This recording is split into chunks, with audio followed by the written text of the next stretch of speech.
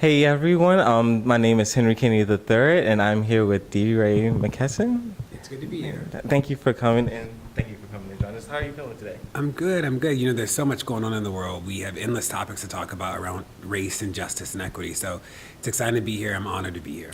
It's a lot going on, and I totally agree. So, NEBJ, what are you looking forward to the most here today, besides the panel that you're speaking on? I'm always interested in seeing the way people think about the stories they're about to cover, the questions that people have that dig deeper into stories that we know the top lines about, but that we haven't the public hasn't engaged in a deeper level. And I'm always interested to see the new sort of vanguard of journalists that are coming up, people like you, who are ready to enter into this space. And as an activist, I know that so much of our work wouldn't be possible if people weren't telling the stories well. That's very true. So, how do you think journalists can tell the story? Well, do you have any advice for upcoming journalists and things like that to make sure that they get all the points especially when talking about activism and things that happen in the community?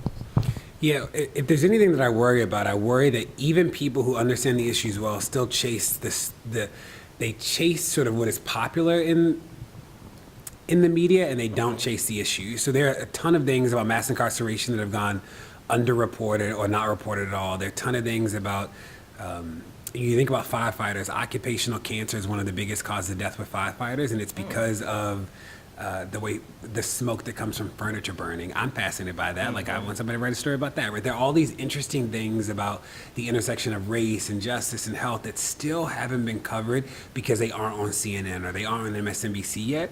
And we have a responsibility to report on our lives in a way that we just have not figured out how to do in the mainstream. So I think there are a lot of great publications sort of making inroads, Lord, making inroads and headway, but we have a long way to go. And kind of piggybacking off of that, so when journalists do talk about certain issues and things like that, they get trolls. So I follow you, and I followed you for a very long time on Twitter, and I know that you get a lot of trolls. So do you have any tips for journalists who report on certain things and get people in their comments section just talking for no reason? How do you deal with that? Yeah, I am more and more not convinced that we are designed to get all that feedback. That I'm as somebody who gets a lot of the feedback. You know, the first person ever permanently banned from Twitter was banned for raising money to try and get me killed. I understand the danger of the feedback, so I try to remember that those people want us to be too afraid to tell the truth. And that part of our commitment to this work is that we will never be afraid to tell the truth. That doesn't mean that we are mindful of our safety, but it does mean that we understand the goals of the other side, and that is to silence us. So reporters, actually, a lot of reporters live in anonymity. Is that they're sort of their name, you maybe know their Twitter Abby, you don't know anything else about them. So I think that still is really important. I'm interested to see some more long form investigative pieces, especially from journalists of color. And I hope that work is funded in a better way, because what I'm seeing now that is long form is just a rehashing of the same stuff that's out there. And we have an opportunity to report in a way that really changes the game and the landscape. And I'm hoping that will happen in a more sustained way sooner. I agree. So to wrap it up, I know you're working on you have a book coming out called On the Other Side of Freedom, coming out in September, and you have a podcast, Pod Save the People. Do you want to talk about those two things really quickly? Book's coming out. Writing a book is hard. If anything, there were all these stories about the protests and about the past 4, 5, 6 years that I've never written about. I've never written about being gay. I've not been in the closet, but I just haven't written long form about it. So I do in the book.